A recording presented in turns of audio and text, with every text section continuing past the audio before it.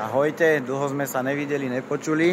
Dnes nám priniesli takéhoto obyčajného sedmičkového Golfa s dízlovým 1.6-kovým motorom s prevodovkou 7-rýchlostnou DSG suchou, DQ200 označenie prevodovky, s problémom prevodovky, kde píše na budíkoch takúto hlášku: prevodovka v núdzovom režime, lze pokračovať v jezde. Lenže není to možné, nakoľko zaradím tam Dčko, pridám plyn a auto sa nepohne. Je tam predpoklad na prasknutý hydroblok v mechatronike, nakoľko tam máme cez diagnostiku takéto závady. Hydraulické čerpadlo, ochrana vúle.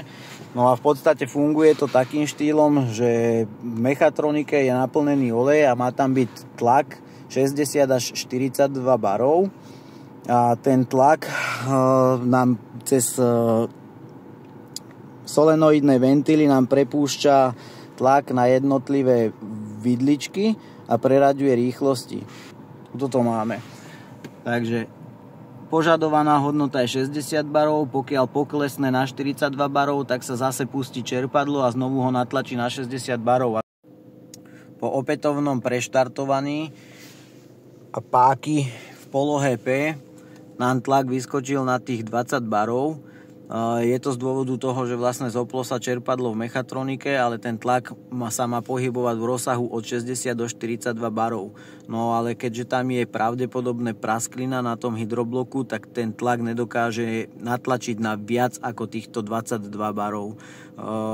Dáme dole mechatroniku, rozoberieme ju, ukážeme si hydroblok starý, nový a vlastne všetky komponenty k tomu, čo je potrebné preskladať, aby sme to spravili tak, ako to spravené má byť. Po bazéne díra.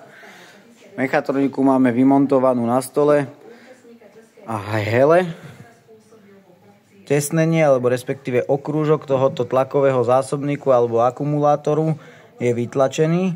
To znamená, že je tam veľká pravdepodobnosť, že sa rozsypal ten tlakový zásobník a ten tlak uvoľnilo a nezvládla to tá gumička a vytlačilo ho von. Takže tak, tuto sú tie elektronické solenoidy, ktoré som spomínal, ktoré prepúšťajú tlak s olejom, alebo teda olej pod tlakom, a tieto jednotlivé piestiky sa nám potom takto vysunú alebo zasunú. Sú tu 4 kúsky a oni nám ovládajú tieto vidličky, ktoré nám prehadzujú rýchlosti. Takže ideme si rozobrať tú mechatroniku na komplet, dáme tam tú repasovanú opravnú sadu aj spolu s týmto novým akumulátorom. Takže mechatronika rozobratá na komplet na stole do šrobika, všetky možné nové tesnenia, nachystaný nový olej, originál, nový tlakový zásobník alebo akumulátor.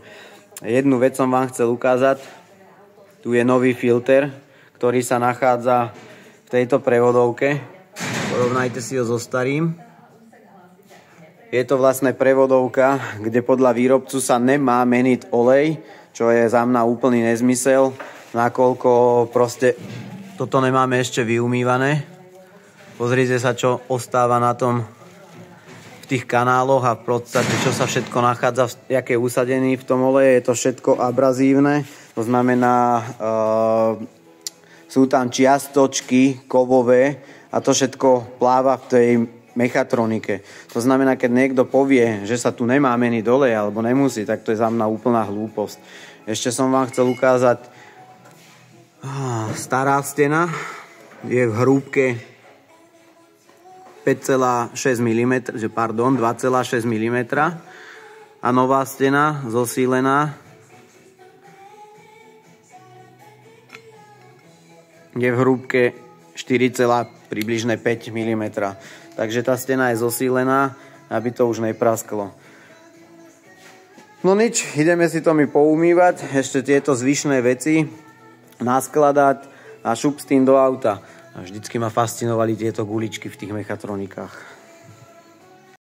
Takže Golfa máme hotového, vyparkovaného vonku.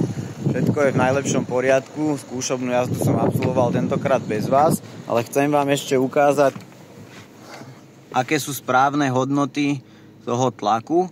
Aktuálne môžeme pozerať, máme 43 barov, to nám naznačuje tá žltá čiara a vlastne páku máme v polohe P.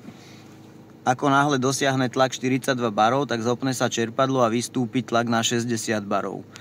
A následne odtiaľ má pomaly klesať znovu na túto hodnotu 42 AH. Zoplo sa čerpadlo, tlak vytlačilo na 60 barov a pomalinky padá. Pri každom preradení rýchlostnej páky, napríklad zaradím si R-ko, tak ten tlak poklesne. Ale ten pokles má byť minimálny. R-ko, zoplo sa čerpadlo a zasa tlak vystúpi na 60. Takže nejako takto sa to má chovať, pokiaľ je všetko v najlepšom poriadku, a teda v tomto prípade už to v poriadku je. Veľakrát sa ma pýtate, pri akých kilometroch sa to stáva. No konkrétne toto auto má 276 000 kilometrov, ale teda stáva sa to pri rôznom nájazde kilometrov. Takže ďalšie opravené auto môže putovať spokojnému zákazníkovi a my sa vidíme pri ďalšom videu.